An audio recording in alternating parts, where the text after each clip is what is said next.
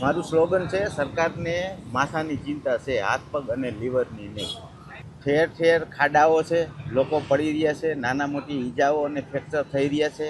પછી રાતના સમયે અમુક નશેડીઓ જે દારૂ પી અને વાહન પણ ચલાવે છે અને વાહનોના અકસ્માત કરે છે, એટલે હાથ પગ તૂટે છે. ધારાસભ્યો રજૂઆત કરે છે, પણ ધારાસભ્યોનું ઉપજવું તો જોઈએ ને.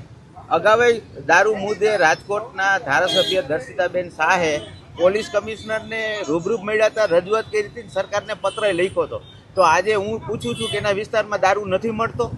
કાયદાની અમલવારી થાય તો દરેક કાયદાની અમલવારી એટલી જ થવી જોઈએ, નહીં કે જ્યાં દંડ મળતો હોય ને પ્રજા લૂંટાતી હોય એવી કાયદાની સરકાર પહેલાં અમલવારી કરે છે અને લોકોને જે ફાયદાકારક છે એ કાયદાની અમલવારી સરકાર કરતી નથી.